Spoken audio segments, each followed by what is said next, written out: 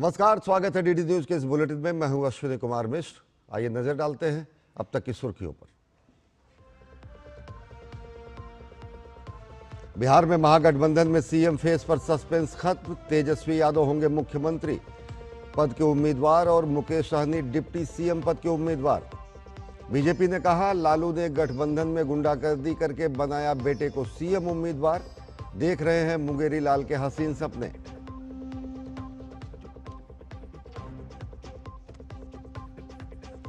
महागठबंधन में खत्म नहीं हुई रार। 11 सीटों पर हो रही है फ्रेंडली फाइट। बीजेपी की ओर से शुरू हुआ धुआंधार प्रचार। जेपी नड्डा ने की 2 चुनावी रैलियां। कहा, राजद का मतलब रंगदारी, जंगल राज और दादागिरी। कल होगी प्रधानमंत्री नरेंद्र मोदी की रैली।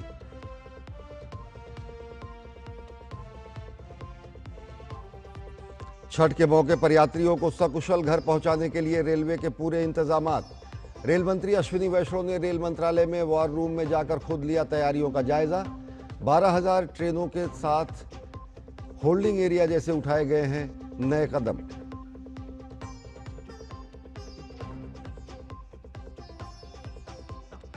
नौसेना कमांडरों के सम्मेलन में रक्षा मंत्री राजनाथ सिंह ने कहा, ऑपरेशन सिंदूर ने दुनिया को दिया संदेश। भारत हर चुनौती का जवाब देने के लिए तैयार। नौसेना बनी भारत की आत्मनिर्भरता, नवाचार और औद्योगिक विकास में अग्रणी।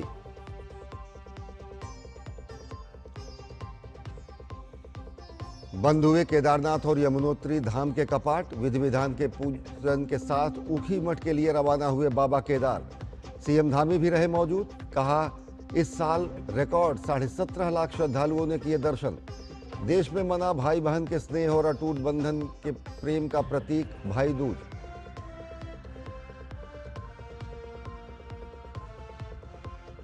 और रूस के खिलाफ राष्ट्रपति ट्रंप का बड़ा ऐलान। 2 सबसे बड़ी तेल कंपनियों पर प्रतिबंध।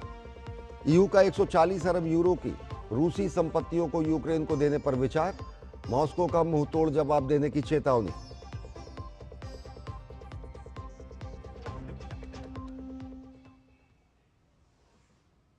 और अब देखते हैं खबरों को विस्तार से। बिहार में चुनाव की घोषणा हो गई है और इसके बाद गठबंधनों के 20 सीट बंटवारे को लेकर मची रार के बाद एनडीए में तो सब कुछ सामान्य है, लेकिन महागठबंधन में दूसरे दौर के नामांकन की तारीख खत्म होने के बाद भी सहमति नहीं बन पा रही है। लेकिन आज ये सस्पेंस खत्म होता नजर आया कि मुख्यमंत्री पद का चेहरा कौन होगा। अब तेजस्वी यादव को घोषित किया गया है कि वो मुख्यमंत्री पद के उम्मीदवार होंगे महागठबंधन की तरफ से। और इसके बाद जंगल राज और भ्रष्टाचार को लेकर भाजपा हमलावर हो गई है। महागठबंधन में सस्पेंस खत्म।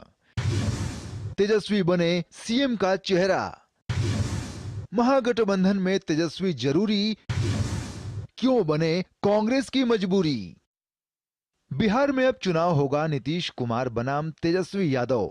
महागठबंधन ने राजद नेता तेजस्वी यादव को अपना मुख्यमंत्री पद का चेहरा घोषित कर दिया है। राज्य में दूसरे चरण का नामांकन भी खत्म हो गया है, लेकिन महागठबंधन में घमासान थम नहीं रहा था, जिसके कारण कांग्रेस की ओर से अशोक गहलोत को पटना भेजा गया। बैठकों का दौर चला। तेजस्वी यादव से मिलने के बाद उन्होंने राजद प्रमुख लालू यादव से भी मुलाकात की और फिर दूसरे चरण के नाम वापस लेने के आखिरी दिन पर जाकर सहमति बनती दिखी और गुरुवार को महागठबंधन ने बकायदा प्रेस कॉन्फ्रेंस करके तेजस्वी यादव को सीएम और वीआईपी पार्टी के प्रमुख मुकेश सहनी को भी उप मुख्यमंत्री का चेहरा घोषित कर दिया। लेकिन बीजेपी का कहना है कि यह गठबंधन नहीं है, ठगबंधन है। ये मुंगेरी लाल के हसीन सपने देख रहे हैं। हम लोगों ने तय किया है इस चुनाव में अगले मुख्यमंत्री चेहरे के रूप में तेजस्वी यादव जी को हम लोग सपोर्ट करते हैं। मुकेश सहनी जी, जिनको आप सब जानते हैं, वो उप मुख्यमंत्री होंगे। इसमें हमें कोई आश्चर्य नहीं लग रहा है। लालू यादव जी अपने बेटों के लिए गोड़ हाथ पड़ के किसी तरह घोषणा करवाया है। ये गठबंधन नहीं है, ठगबंधन है। मुंगेरी लाल के हसीन सपने देख लें। तेजस्वी के नेता घोषित होते ही बीजेपी के साथ ही एनडीए के बाकी दलों ने महागठबंधन पर हमला बोलना शुरू कर दिया और महागठबंधन पर परिवारवाद और भ्रष्टाचार का आरोप भी लगाया। ये देखिए, यही अराजकता का प्रतीक है। गुंडागर्दी करके बेटा को सीएम फेस बनवा रहे हैं। ये पूरी बिहार ने देखा। ईडी केस में उनके वो आरोपी नहीं है, उनकी कोर्ट में पेशी नहीं होती है, क्या यह गुनाह है? और सवाल इस बात का है, कवायद कितना भी करते रहिए, फोटो लगाते रहिए, लेकिन फोटो पर 420 अगर लिख देते तो चेहरा और खूबसूरत लगता है। इस अवसर पर तेजस्वी ने नया बिहार बनाने का संकल्प दोहराया। अपनी प्रेस कॉन्फ्रेंस में तेजस्वी यादव ने वादों की लंबी झड़ी लगा दी और सत्ता में आने पर भ्रष्टाचार से कोई समझौता नहीं करने की बात भी कही, जिस पर भाजपा ने पलटवार में कहा कि तेजस्वी यादव खुद भ्रष्टाचार मामले में आरोपी हैं। हम अपने बिहार के लोगों से कहना चाहते हैं, करप्शन से तेजस्वी कभी भी कॉम्प्रोमाइज नहीं करेगा और लॉ एंड ऑर्डर से कभी कोई भी अपराधी कितना बड़ा से बड़ा क्यों ना हो, तेजस्वी उसको बख्शने का काम नहीं करेगा। तेजस्वी यादव 420 के भी एक्यूज हैं, पिताजी तो ही हैं। 420 क्या होता है? धोखाधड़ी। तो ये क्या बोल रहे हैं वो? इसलिए और तो रेलवे का ही है, जमीन दो नौकरी लो। इसलिए आप निश्चिंत रहिए, बिहार की जनता समझती है। महागठबंधन ने सीएम फेस भले ही घोषित कर दिया हो, लेकिन सीट शेयरिंग पर अब भी बात नहीं बन सकी है। 243 सीटों पर महागठबंधन ने 255 उम्मीदवार उतारे थे। आज 2 विधानसभा सीटों पर महागठबंधन के एक कैंडिडेट ने नामांकन वापस ले लिया है, लेकिन बाकी 11 सीटों पर फ्रेंडली मैच को लेकर महागठबंधन में किसी से जवाब देते नहीं बन रहा। अशोक गहलोत का कहना है कि 5-10 पर फ्रेंडली मैच कोई बड़ी बात नहीं है, तो दीपांकर भट्टाचार्य ने कहा कि 95% सीटों पर सहमति बन गई है। फ्रेंडली फाइट होना बहुत बड़ी बात है। देखो 6 सीटों पर है हमारी, मतलब मेजर पार्टनर कौन है? आरजेडी है। आरजेडी के साथ में हमारे 5-6 सीटों पर फ्रेंडली फाइट है। उनकी कुछ सीटों पर हो सकते सीपीआई से हो या वीआईपी से, जो भी हो। अगर 1-2% कुछ इधर उधर हो उससे फर्क नहीं पड़ता। 95% देखिए, और बाकी भी चुनाव है, डायनामिक चीज है। अगर जैसे चुनाव आगे बढ़ेगा तो कोई एक आध कैंडिडेट के लिए पीछे हटना भी कोई बड़ी बात नहीं है। महीनों की मान मनोवल के बाद जाकर कांग्रेस का तेजस्वी को मुख्यमंत्री का चेहरा मान लेना, राहुल गांधी का चेहरा पोस्टर में ना होना, घटक दलों के बीच कई सीटों पर सहमति ना बन पाना और एक दूसरे के खिलाफ ही उम्मीदवार उतारना, ये दिखाता है कि पिक्चर अभी बाकी है। ब्यूरो इनपुट के साथ कुमार आलोक, डीडी न्यूज। और बिहार में चुनावी घमासान के बीच चुनाव प्रचार भी रफ्तार पकड़ चुका है। केंद्रीय मंत्री जेपी नड्डा ने वैशाली और औरंगाबाद में प्रचार किया। दिन भर राजनीतिक बयानों के तीर भी खूब चले। महागठबंधन ने जहां अपने वादे को दोहराया, तो वहीं भाजपा ने महागठबंधन को महाविनाश करार देते हुए कांग्रेस के सम्मान चोरी होने का आरोप लगाया। बिहार में प्रचार ने पकड़ा जोर, अब शुरू हुआ रैलियों का दौर। तेज हुआ प्रचार तो सियासी वार धुआंधार। बिहार में जैसे जैसे विधानसभा चुनाव के पहले चरण का मतदान नजदीक आता जा रहा है, वैसे वैसे सियासी घमासान भी तेज होता जा रहा है। दोनों गठबंधनों की ओर से दावे और वादों की भरमार है, तो रैलियों का दौर जारी है। बीजेपी के राष्ट्रीय अध्यक्ष और केंद्रीय मंत्री जेपी नड्डा ने वैशाली के पातेपुर और औरंगाबाद जिले की को विधानसभा क्षेत्र में प्रचार किया। महागठबंधन पर निशाना साधते हुए उन्होंने कहा कि महागठबंधन का मतलब महाविनाश है। स्पष्ट शब्दों में विकास एनडीए के साथ और विनाश महागठबंधन के साथ साफ दिखता है। इसको हमको समझना चाहिए। एनडीए की सरकार मोदी जी के नेतृत्व में, नीतीश कुमार जी के नेतृत्व में विकास की ओर जाने वाली सरकार है। और ये जो अभी नया नेता जिन्हें घोषित किया गया, इनकी पार्टी, इसमें विनाश ही विनाश है। इस बात को आप समझ लीजिए। इससे पहले दिन में महागठबंधन ने प्रेस कॉन्फ्रेंस करके एकजुटता का प्रदर्शन किया, लेकिन जो दिखता है वो पर्दे के पीछे की कहानी भी बयां करता है।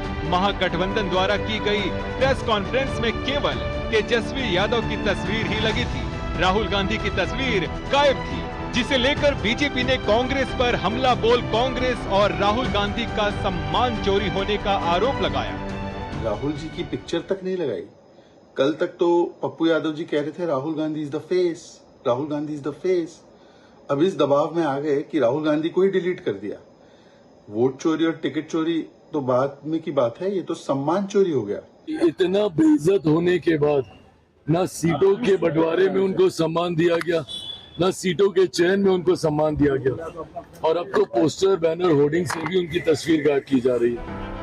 बिहार चुनाव से पहले महागठबंधन की एकजुटता दिखाने के प्रयास तो एक तरफ है, लेकिन महागठबंधन के घटक दलों में उठापटक जारी है। आरजेडी के स्टार प्रचारक अनिल सहनी, जिन्हें लालू ने स्टार प्रचारक बनाया था, उन्होंने कल बीजेपी का दामन थाम लिया, तो बंटवारे से नाराज कांग्रेस नेताओं ने प्रदेश प्रभारी कृष्णा अल्लावारू के खिलाफ मोर्चा खोल दिया है। इस बीच राजद सांसद मीसा भारती ने उत्तर प्रदेश के मुख्यमंत्री योगी आदित्यनाथ के बिहार दौरे पर तंज कसते हुए कहा कि उनका बिहार में क्या काम है, तो वहीं जन सुराज पार्टी के संस्थापक प्रशांत किशोर ने तेजस्वी यादव की घोषणाओं पर निशाना साधते हुए उन्हें खोखला करार दिया।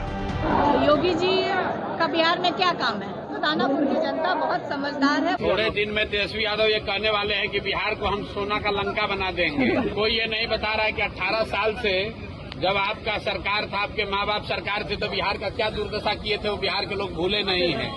आज बिहार के करोड़ों बच्चे बाहर जाकर मजदूरी कर रहे हैं और ये लोग बता रहे हैं कि हम बिहार में सबको नौकरी दे देंगे। बिहार की जनता इस गलती में पड़ने वाली नहीं है। बिहार में एनडीए का चुनाव प्रचार जोरों पर है, तो वहीं महागठबंधन अब प्रचार की तैयारियां कर रहा है। गौरतलब है कि बिहार विधानसभा की सभी 243 सीट पर 2 चरण में 6 नवंबर और 11 नवंबर को मतदान होना है। वहीं परिणाम 14 नवंबर को घोषित किए जाएंगे। Bureau report, DD news. और छठ महापर्व को लेकर भारतीय रेल ने विशेष व्यवस्था की है। 12,000 स्पेशल ट्रेनें चलाई जा रही हैं।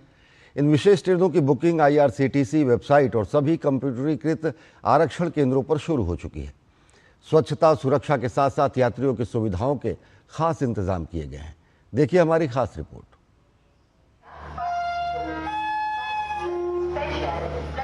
छठ पूजा पर घर जाने वाले यात्रियों की भीड़ रेलवे स्टेशनों पर उमड़ रही है।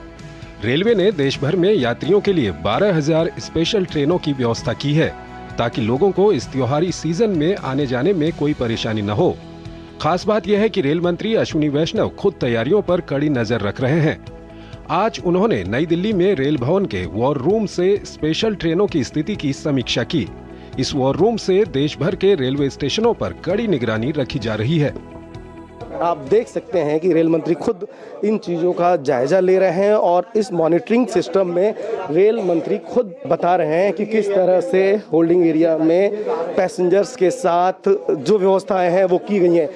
और ये सबसे बड़ी उपलब्धि इस बात में ये भी है कि पिछली बार की तुलना में इस बार जो पैसेंजर्स की संख्या है बढ़ी है, वैसी तरह से रेलवे की व्यवस्थाओं में भी काफ़ी सुधार आया है और उन व्यवस्थाओं की गहन मॉनिटरिंग के लिए रेल मंत्रालय ने बाकायदा वॉर जोन स्थापित किया है। जो अरेंजमेंट्स हैं देश भर में, उसमें 3 लेवल के वॉर रूम्स बनाए गए हैं। एक वॉर रूम ऑपरेशनल होता है डिवीजन लेवल पे, दूसरा जोनल लेवल पे और तीसरा रेलवे बोर्ड के लेवल पे।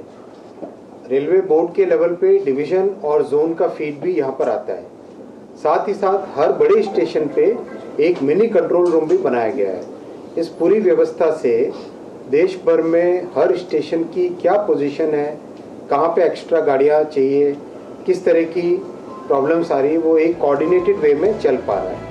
1 अक्टूबर से 30 नवंबर 2025 तक कुल 61 दिनों की अवधि में देश भर में 12,000 से अधिक विशेष ट्रेनें चलाई जा रही हैं। डीडी न्यूज से बात करते हुए उत्तर रेलवे के मुख्य जनसंपर्क अधिकारी हिमांशु शेखर उपाध्याय ने बताया कि स्वच्छता, सुरक्षा और समग्र रखरखाव पर भी खास ध्यान दिया जा रहा है। दिल्ली एरिया के स्टेशनों पर 2100 अतिरिक्त RPF के जवान तैनात किए गए हैं।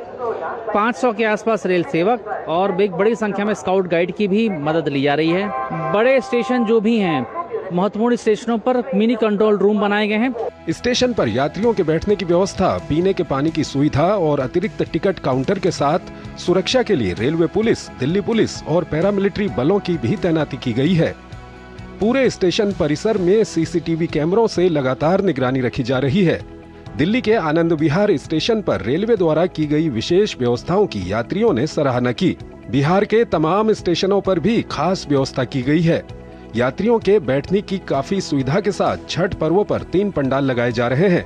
जिसमें आने वाले रेल यात्रियों को कोई असुविधा नहीं हो, यात्री स्टेशन पर उपलब्ध सुविधाओं से संतुष्ट और खुश नजर आए। मुंबई के तमाम स्टेशनों पर भी यात्रियों के लिए इंतजाम किए गए हैं।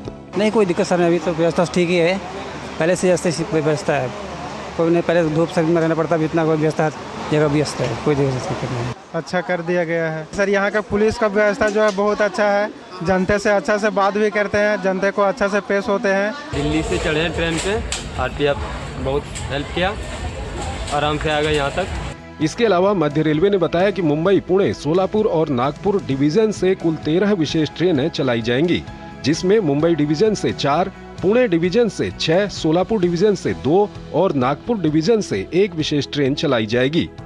इन ट्रेनों में वातानुकूलित कोच, स्लीपर और जनरल श्रेणी की पर्याप्त व्यवस्था की गई है।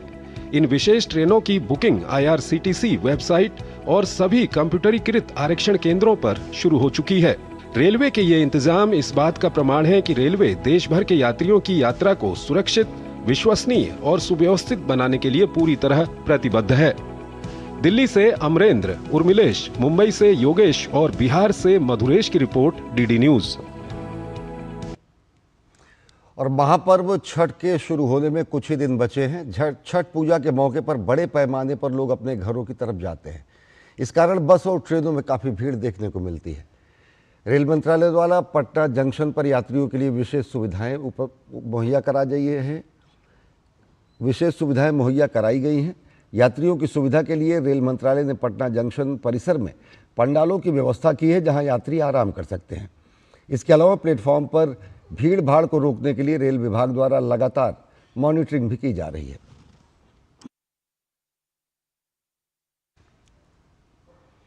कटिहार रेलवे स्टेशन पर घर लौट रहे यात्रियों ने रेलवे की सुविधाओं की बड़ी प्रशंसा की है। उन्होंने कहा कि पहले ट्रेन में सफाई की स्थिति ठीक नहीं रहती थी, लेकिन अब स्थिति काफ़ी बेहतर है। ट्रेनों में साफ सफाई की व्यवस्था में काफ़ी सुधार हुआ है। कई स्पेशल ट्रेनें चलाई गई हैं। स्पेशल ट्रेनों के चलते भीड़ भाड़ में भी काफ़ी कमी आई है और यात्रा आरामदायक हुई है। बनस्पत हम लोग यात्रा करते तो साफ सुथरा नहीं मिलता, अभी आपके साफ सुथरा में काफी प्रगति हुआ है। जैसे पूजा चल रहा है और भीड़ भाड़ का पहले रहता था, लेकिन अभी जो स्पेशल ट्रेन चल रही है उससे ऐसा भीड़ भाड़ का कुछ एहसास नहीं हो रहा। अभी हम ट्रेन से आए हैं, काफी सुविधाजनक है। सुरक्षा के दृष्टिकोण से भी, यात्रा के दृष्टिकोण से भी रेलवे अच्छा इम्प्रूव कर रहा है और भविष्य में और अच्छी सुविधाएं कटिहार वासियों और तमाम इधर रेलवे यात्रियों को मिले। सब सुविधाएं, पानी साफ सुथरा, लेटरिन बाथरूम सब साफ है। मुजफ्फरपुर जंक्शन पर स्वच्छता और सुरक्षा पर विशेष ध्यान दिया गया है। यात्रियों की सुविधा के लिए बैठने की पर्याप्त व्यवस्था की गई है। छठ पर्व के अवसर पर स्टेशन परिसर में 3 पंडाल लगाए गए हैं, जहां यात्री आराम कर सकते हैं। स्टेशन पर RPF और GRP के जवान तैनात हैं।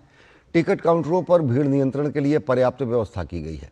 मुजफ्फरपुर में रेल यात्रियों ने रेलवे की इन व्यवस्थाओं की तारीफ की है। अचंभित हूँ, इस साल मैंने भीड़ देखा ही नहीं छठ के इस त्यौहार पे, जबकि यहाँ पैर रखने का जगह नहीं होता था। तो रेलवे में डेवलपमेंट हो रहा है, विशेष करके मुजफ्फरपुर जैसे स्टेशन पे डेवलपमेंट कार्य चल रहे हैं और ट्रेनों की संख्या भी बढ़ी है हमारे यहाँ बिहार में। ज़्यादा सीट्स की अवेलेबिलिटी बढ़ गई है, किसी भी जगह पे एक्सेस बढ़ गया है, हम लोग किसी भी जगह पे आराम से जा सकते हैं, टिकट्स आसानी से मिल जाती हैं।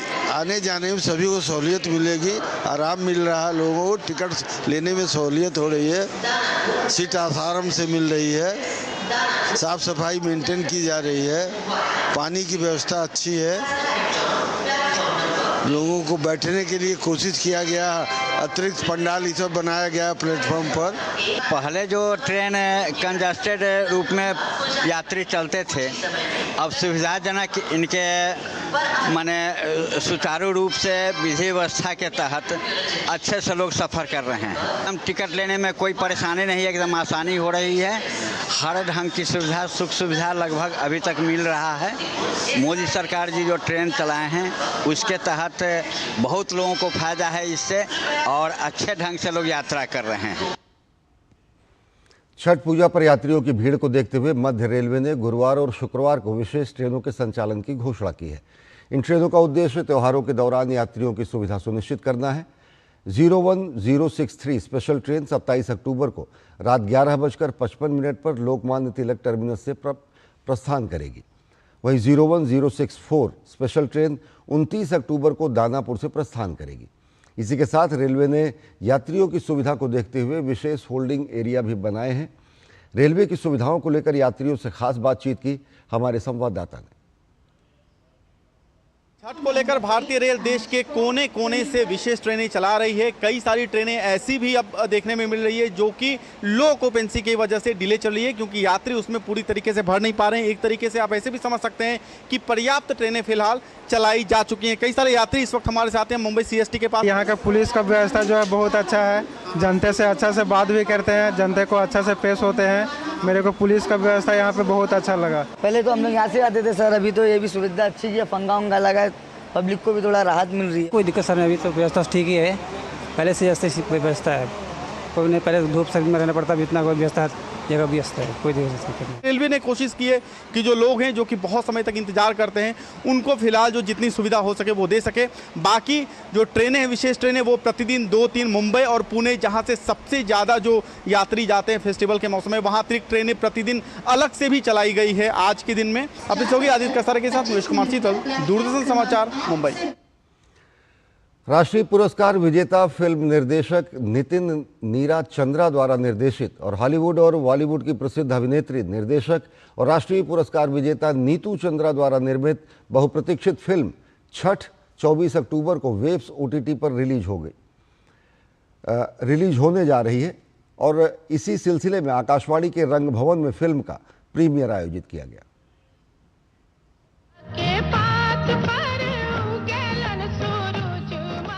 छठ बिहार की सांस्कृतिक और भावनात्मक जड़ों से जुड़ी एक सशक्त फिल्म है जो श्रद्धा, परंपरा और अपनी मिट्टी से अटूट रिश्ते की मार्मिक कहानी कहती है।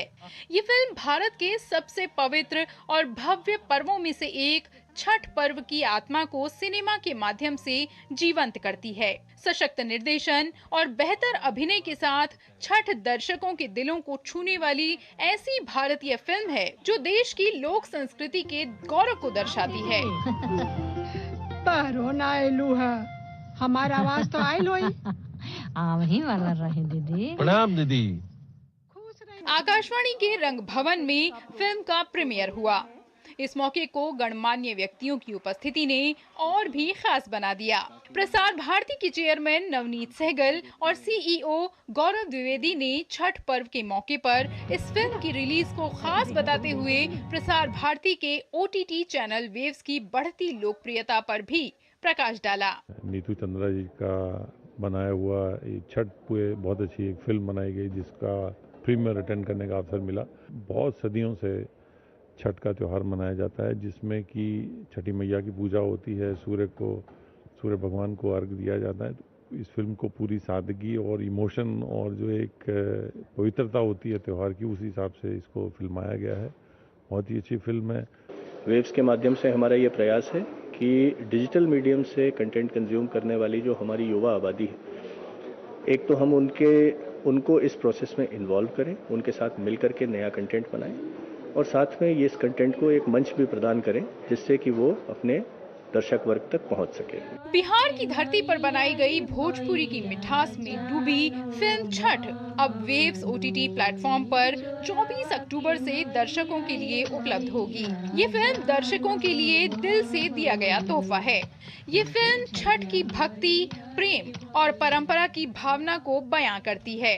Chhat is very different because Chhat is a feeling from Bihar. Chhat is Bihar. Bihar is Chhat.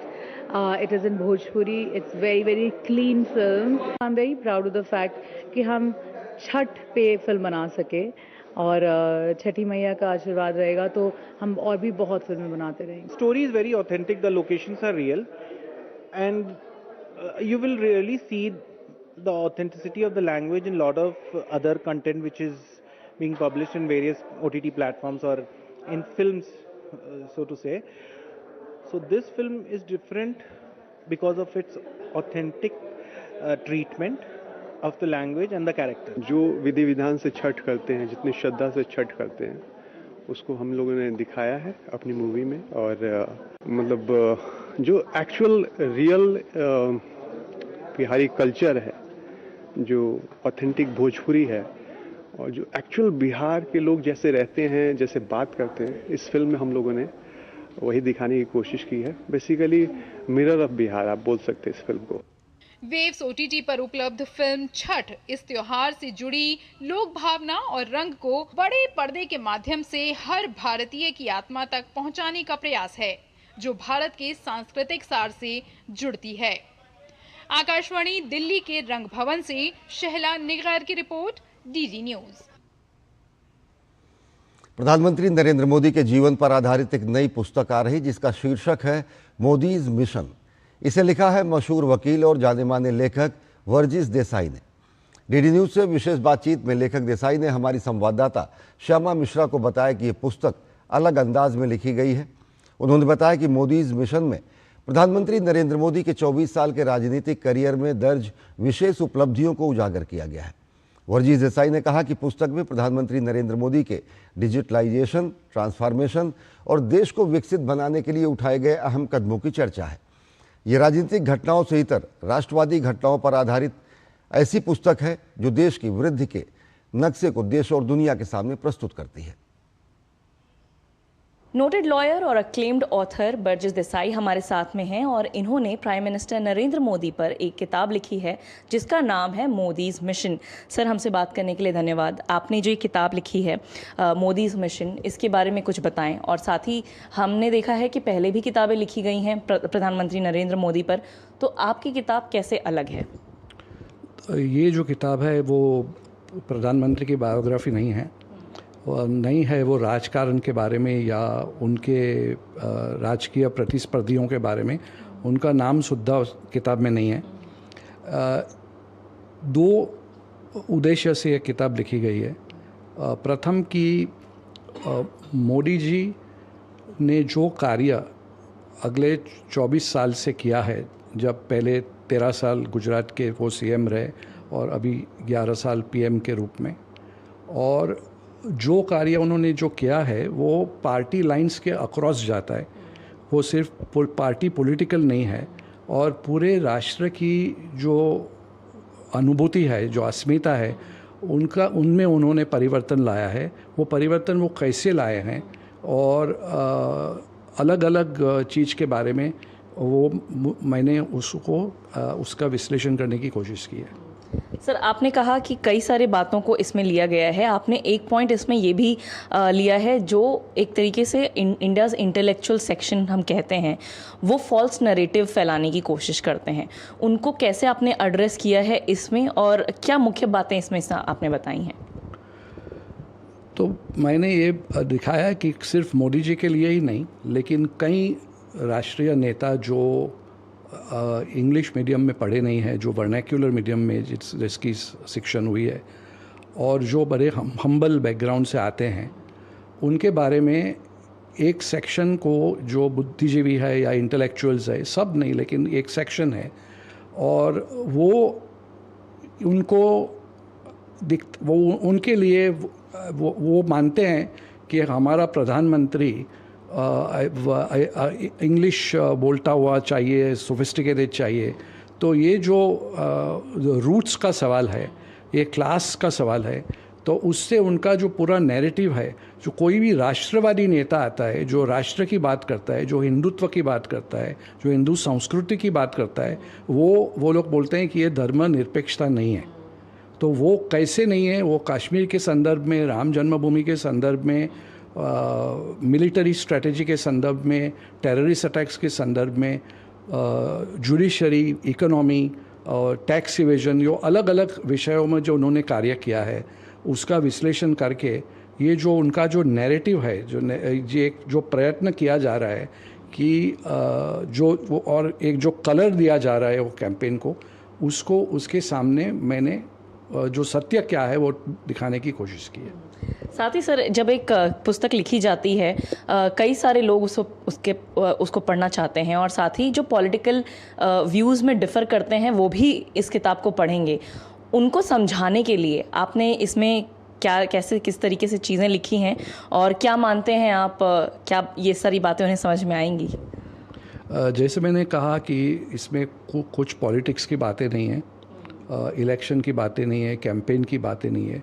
ये ऐसी बातें हैं, डिजिटलाइजेशन ऑफ द इकोनॉमी हो या वेलफेयर स्टेट हो, डायरेक्ट बेनिफिट ट्रांसफ़र हो और टेक्नोलॉजी की बातें हो, जो भी कुछ हुआ है वो उससे पार्टी फ़िलॉसफी के साथ कोई संदर्भ नहीं है, उसमें कोई कॉन्टेक्स्ट नहीं है। और अगर कोई स्वस्थ मन से ये पुस्तक पढ़ेगा तो उसे प्रतीत होगा कि प्रधानमंत्री ने जो कार्य किया है वो एक राष्ट्रवादी की तरफ से कार्य किया है, एक पॉलिटिकल पार्टी की तरफ से कार्य नहीं किया है। कहाँ कहाँ ये उपलब्ध होगा सर, और रीडर्स इसे कैसे एक्सेस कर सकते हैं? ये किताब अमेज़ॉन और किंडल दोनों के ऊपर अभी भी उपलब्ध है और सब एयरपोर्ट के ऊपर, सब लीडिंग बुक शॉप्स के ऊपर आपको मिल सकती है। हमसे बात करने के लिए धन्यवाद सर। तो ये थे बर्जेस देसाई जिन्होंने ये पुस्तक लिखी है मोदीज़ मिशन, और हमें भी जल्द ही हम इस पुस्तक को पढ़ सकेंगे और जान सकेंगे कि किस तरीके से, जैसे ये बता रहे थे कि एक समय में महात्मा गांधी को 1947 के लिए याद किया जाता है, माना जाता है, उसी तरीके से जब भारत विकसित हो जाएगा 2047 में प्रधानमंत्री नरेंद्र मोदी को याद किया जाएगा उसी संदर्भ में। कैमरा पर्सन कपिल मस्की के साथ श्यामा मिश्रा, डीडी न्यूज़, मुंबई। रक्षा मंत्री राजनाथ सिंह ने गुरुवार को नई दिल्ली में नौसेना कमांडरों के सम्मेलन को संबोधित करते हुए कहा कि ऑपरेशन सिंदूर भारत की दृढ़ इच्छा शक्ति और क्षमता का प्रतीक है और दुनिया के लिए एक साफ संदेश है कि हम हर चुनौती का जवाब देने के लिए हमेशा तैयार हैं। रक्षा मंत्री ने पाकिस्तान को बंदरगाह या उसकी तटरेखा के पास ही रहने के लिए मजबूर करने वाली निवारक मुद्रा बनाने के लिए भारतीय नौसेना की सराहना की। उन्होंने इस बात पर जोर दिया कि विश्व ने इस ऑपरेशन के दौरान नौसेना की परिचालन तत्परता, पेशेवर क्षमता और ताकत देखी। उन्होंने हिंद महासागर क्षेत्र में भारतीय नौसेना की उपस्थिति को मित्र देशों के लिए सुकून और क्षेत्र को अस्थिर करने वालों कोशिशों को बेचैनी वाला ताकत बताया। आत्मनिर्भर नौसेना को एक आत्मविश्वासी और शक्तिशाली राष्ट्र की नींव बताते हुए रक्षा मंत्री ने स्वदेशी उपकरणों के माध्यम से अपनी क्षमताओं को बढ़ाने और आत्मनिर्भर भारत के ध्वजवाहक के रूप में उभरने के लिए भारतीय नौसेना की सराहना की। रक्षा मंत्री ने तेजी से बदलती दुनिया के साथ तालमेल बिठाते हुए नौसेना की रणनीति और अत्याधुनिक उपकरण हासिल करने की क्षमता पर विशेष जोर दिया। और रक्षा मंत्री राजनाथ सिंह जैसलमेर के दौरे पर हैं। दौरे के पहले दिन उन्होंने आर्मी स्टेशन पहुंचकर शौर्य वन और कैक्टस पार्क का उद्घाटन किया और इसके बाद जैसलमेर के सैन्य स्टेशन में स्थापित वॉर म्यूजियम पहुंचे। उन्होंने सैन्य अधिकारियों के साथ वॉर म्यूजियम में लाइट एंड साउंड शो का आगाज किया। इस शो में भारतीय सेना के पराक्रम का सजीव चित्रण किया गया है। रक्षा मंत्री ने सैन्य अधिकारियों के साथ बड़ा खाना में भी हिस्सा लिया। जवानों को संबोधित करते हुए राजनाथ सिंह ने कहा कि ऑपरेशन सिंदूर के जरिए पाकिस्तान को सबक सिखा दिया गया है, हालांकि इसके बावजूद हमें हर समय अलर्ट रहने की ज़रूरत है। उन्होंने कहा कि ऑपरेशन सिंदूर अभी खत्म नहीं हुआ है। दौरे के दूसरे दिन भी रक्षा मंत्री कई अहम कार्यक्रमों में हिस्सा लेंगे। यह क्षेत्र पाकिस्तान बॉर्डर के पास है, इसलिए बहुत ज़्यादा कंफर्ट जोन में तो कभी नहीं जाया जा सकता, हमें अलर्ट रहना ही होगा। हालांकि अभी कुछ दिन पहले ऑपरेशन सिंदूर के दौरान पाकिस्तान को ठीक ठाक डोज दे दिया गया है। अब कुछ भी हरकत करने से पहले वह 100 बार सोचेगा और अगर पाकिस्तान ने दोबारा कोई हरकत किया तो उसका परिणाम क्या होगा यह पाकिस्तान को भी अच्छी तरह से पता है। क्योंकि ऑपरेशन सिंदूर साथियों अभी खत्म नहीं हुआ है, उसे सिर्फ स्थगित किया गया है, लेकिन फिर भी मैं ये कहूँगा कि हमें हर तरीके से हमेशा अलर्ट रहने की आवश्यकता है। केंद्रीय वाणिज्य एवं उद्योग मंत्री पीयूष गोयल ने जर्मन मिटलस्टैंड कंपनियों और भारतीय व्यवसायों के मुख्य कार्यकारी अधिकारियों के साथ गोलमेज बैठक की।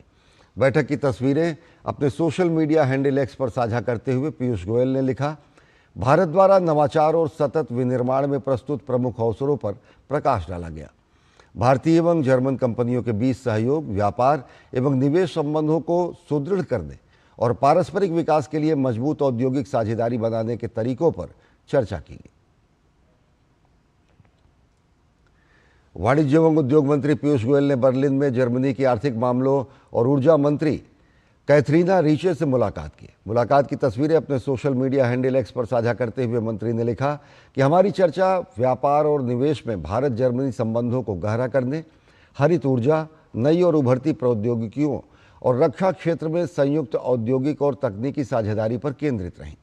बातचीत में भारत यूरोपीय मुक्त व्यापार समझौते को अंतिम रूप देने के लिए जर्मनी की प्रतिबद्धता पर भी चर्चा हुई। असम के मुख्यमंत्री हिमंता बिस्वा शर्मा ने गुवाहाटी में प्रेस कॉन्फ्रेंस की।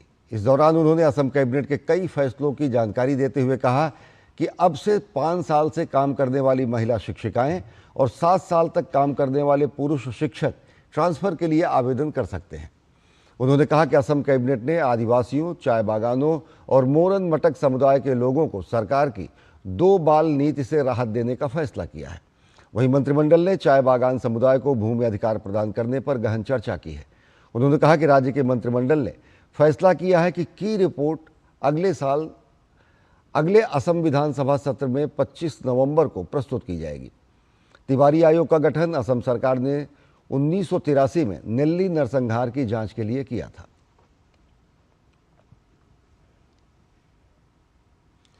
और प्रदूषण से निपटने के लिए दिल्ली में पहली बार क्लाउड सीडिंग के माध्यम से कृत्रिम वर्षा कराने की तैयारियां पूरी कर ली गई हैं। दिल्ली की मुख्यमंत्री रेखा गुप्ता ने अपने सोशल मीडिया हैंडल एक्स पर इसकी जानकारी दी। उन्होंने लिखा कि बुराड़ी क्षेत्र में विशेषज्ञों ने इसका सफल परीक्षण किया है। अगर परिस्थितियां अनुकूल रहीं तो 29 अक्टूबर को दिल्ली में पहली कृत्रिम बारिश की जाएगी।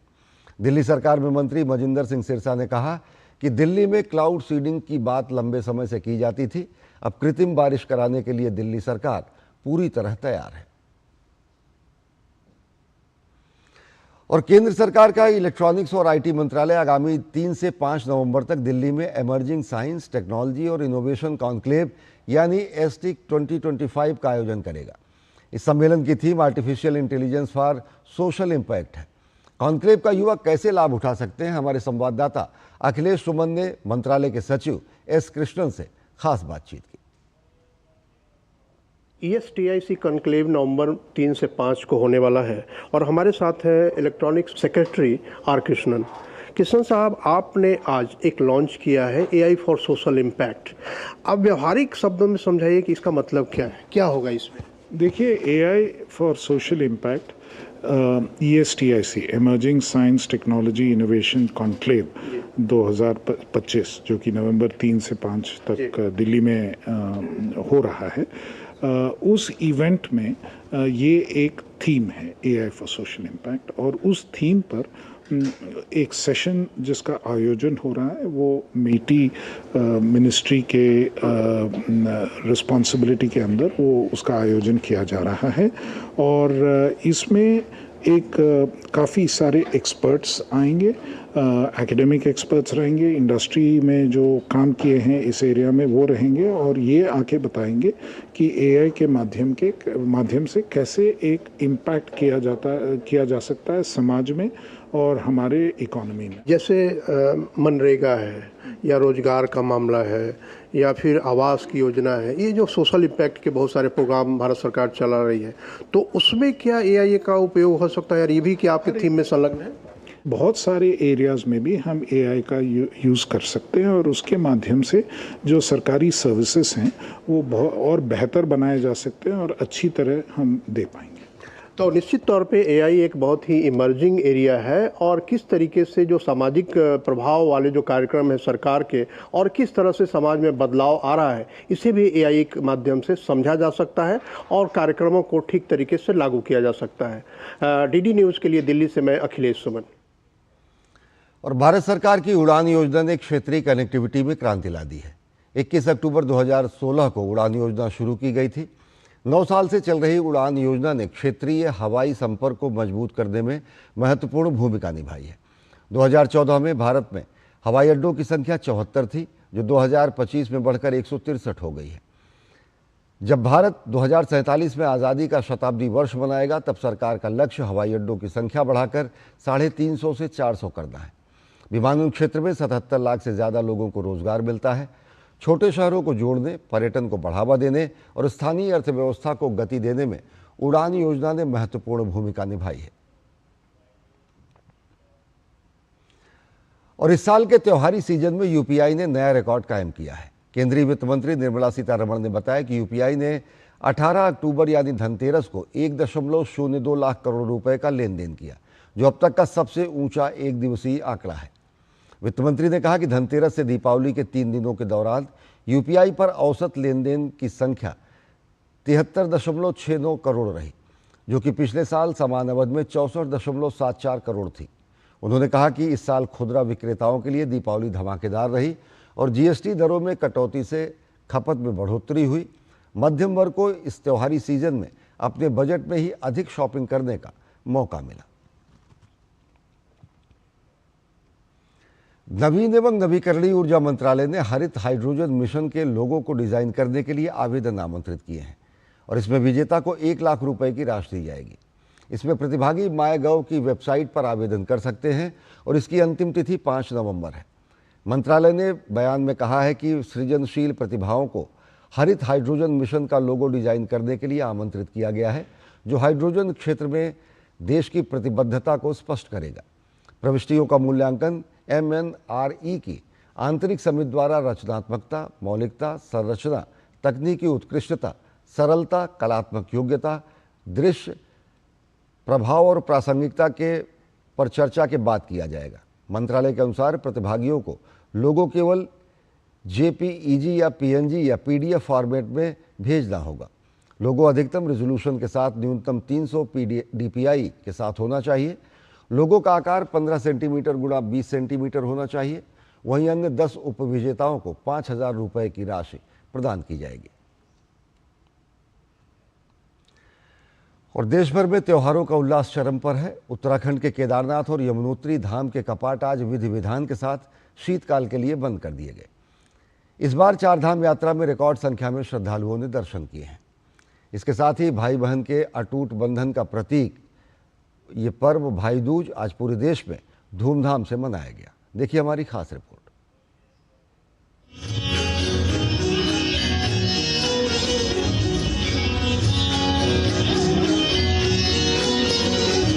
भाई दूज के पावन पर्व पर केदारनाथ धाम के कपाट वैदिक मंत्रोच्चार के बीच शीतकाल के लिए बंद कर दिए गए। हजारों श्रद्धालुओं ने बाबा के दर्शन किए। इस दौरान पूरी केदार घाटी हर हर महादेव और जय बाबा केदार के जय घोष से गूंज उठी। इस अवसर पर उत्तराखंड के मुख्यमंत्री पुष्कर सिंह धामी भी पहुंचे और बाबा केदार के दर्शन किए। बाबा के दर्शन किए हैं, जबकि 3 महीने का कालखंड ऐसा रहा है कि पूरी तरह से आपदा रही है, बारिश रही है, भारी बारिश, लैंडस्लाइड हुआ, लेकिन बाबा की कृपा से 17.5 लाख से अधिक तीर्थयात्री बाबा के दर्शन करने आए हैं। केदारनाथ धाम के साथ ही यमुनोत्री धाम के कपाट भी बंद कर दिए गए हैं। इस अवसर पर तीर्थ पुरोहित, मंदिर समिति के सदस्य समेत भारी संख्या में श्रद्धालु उपस्थित रहे। अब शीतकाल के 6 महीने तक मां यमुना की भोग मूर्ति के दर्शन शीतकालीन प्रवास खरसाली में होंगे। मां यमुना की उत्सव डोली खरसाली के लिए रवाना हो गई है। इसके अलावा उत्तर प्रदेश के अलग अलग हिस्सों में भाई दूज का पर्व हर्षोल्लास के साथ मनाया गया। विशेषकर अयोध्या, प्रयागराज और मथुरा में घाटों पर आस्था का सैलाब उमड़ा। मथुरा के प्रसिद्ध विश्राम घाट यमुना स्नान के लिए करीब 1,25,000 श्रद्धालु पहुंचे। यमुना नदी में तड़के से ही लोगों की भारी भीड़ जुटनी शुरू हो गई थी। लोगों ने यहां अपने परिवार के साथ स्नान किया। भाई दूज को यम द्वितीया के नाम से भी जाना जाता है। इसकी मान्यता है कि आज की डेट में स्नान करने से जैसे मृत्यु का जो भय होता है या उसकी जो आशंका होती है, उससे आदमी को काफ़ी हद तक निजात मिलती है और उसी मान्यता के तहत आज की डेट में हम लोग स्नान करने आते हैं। बहन भाई की रक्षा करने के लिए वो करते हैं, इसलिए हम लोग स्नान करने यहाँ आते हैं। आज मूर्ति भी यहाँ विसर्जन होती है। गुजरात से, राजकोट से आ रहा हूँ। आज भाई बीज का स्नान है, बहुत महत्व है। हम भाई बहन दोनों साथ में आए। कार्तिक शुक्ल पक्ष द्वितीया को यम द्वितीया कहा जाता है। इस मौके पर भाई बहन एक दूसरे का हाथ पकड़कर यम पंथ की प्रार्थना करते हैं, जिनमें वो अकाल मृत्यु से बचने की प्रार्थना के साथ पवित्र स्नान करते हैं। स्नान के बाद बहनें अपने भाइयों का तिलक करती हैं। फिर वैदिक विधि विधान से दीप प्रज्वलित कर पूजा अर्चना की जाती है। प्रधानमंत्री नरेंद्र मोदी और गृह मंत्री अमित शाह ने देशवासियों को भाई दूज की शुभकामनाएं दी। प्रधानमंत्री ने एक्स पर लिखा, आप सभी को भाई दूज की बहुत बहुत शुभकामनाएं। भाई बहन के आपसी प्रेम और विश्वास का ये प्रतीक पर्व हर किसी के जीवन में सुख, समृद्धि और सौभाग्य लेकर आए।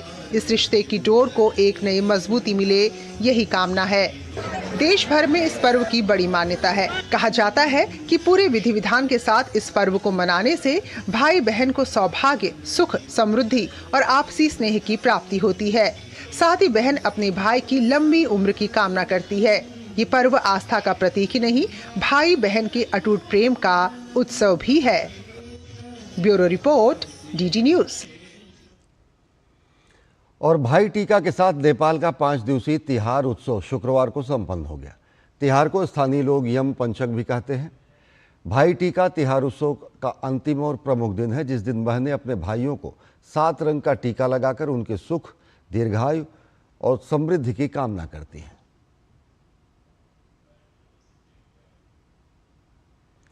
और अंतर्राष्ट्रीय हिम तेंदुआ दिवस के अवसर पर सेना ने लद्दाख के केंद्र शासित प्रदेश प्रशासन के साथ मिलकर हिम तेंदुआ के संरक्षण पर एक जन जागरूकता कार्यक्रम का आयोजन किया।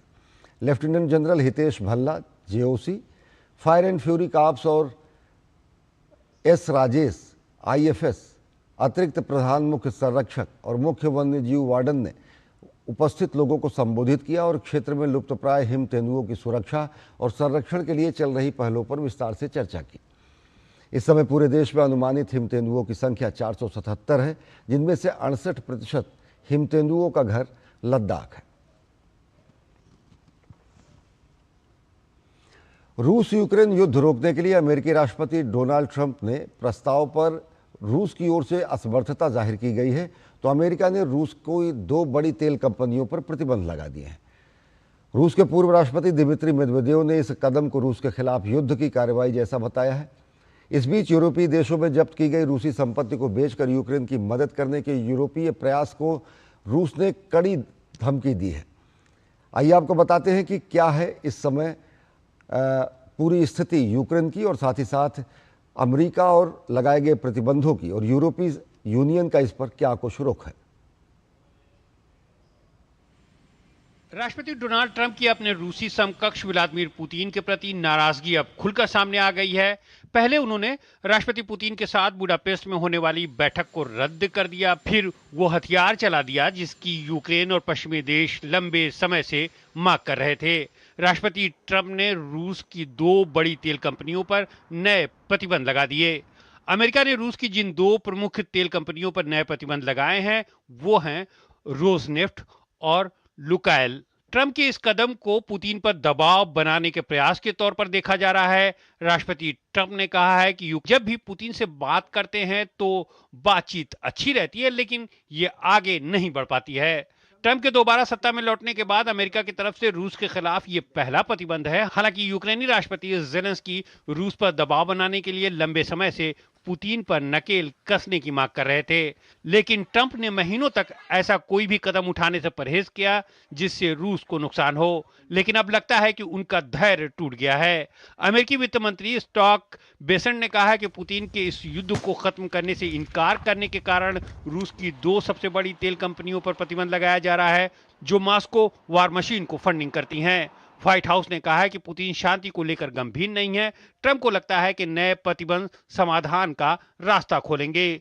यूक्रेनी राष्ट्रपति ज़ेलेंस्की ने ट्रंप के फैसले का स्वागत करते हुए इसे और बढ़ाए जाने की मांग की है, जबकि मॉस्को और बीजिंग ने इसकी कड़ी निंदा की है। रूस के पूर्व राष्ट्रपति दिमित्री मेदवेदेव ने अमेरिका के इस कदम को रूस के खिलाफ युद्ध की कार्रवाई जैसा बताया है। उन्होंने कहा कि इससे कोई फर्क पड़ने वाला नहीं है। वहीं रूसी विदेश मंत्रालय ने कहा है कि यूक्रेन में शांति स्थापित करने की दृष्टिकोण से अमेरिकी ऊर्जा प्रतिबंध अत्यंत प्रतिकूल हैं। हम इस कदम को अत्यंत प्रतिकूल मानते हैं। दुनिया भर की ईंधन आपूर्ति पर असर पड़ेगा और इससे कीमतें बढ़ेंगी।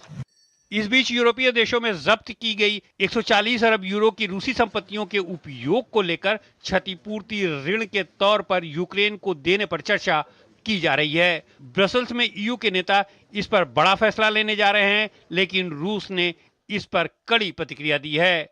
कहा है कि अगर ऐसा हुआ तो इसका मुंह तोड़ जवाब मिलेगा। राष्ट्रपति ज़ेलेंस्की ने जब्त रूसी संपत्तियों के उपयोग के लिए प्रस्तावित तरीके को पूरी तरह से कानूनी बताते हुए इससे हथियार खरीदने की पेशकश की है। और भारत ने महिला क्रिकेट विश्व कप के सेमीफाइनल में जगह बना ली है। गुरुवार को खेले गए अहम मुकाबले में भारतीय टीम ने न्यूजीलैंड को डकवर्थ लुईस नियम के तहत 53 रन से मात दी। भारत के लिए स्मृति मंधाना और प्रतिका रावल ने शतक लगाए। बारिश से प्रभावित मैच में 49 ओवर में भारतीय टीम ने 3 विकेट पर 340 रन बनाए। ये विश्व कप में भारत का सबसे बड़ा स्कोर है। एक बार फिर बारिश की खलल के बाद न्यूजीलैंड को 44 ओवर में 325 रन का संशोधित लक्ष्य दिया गया।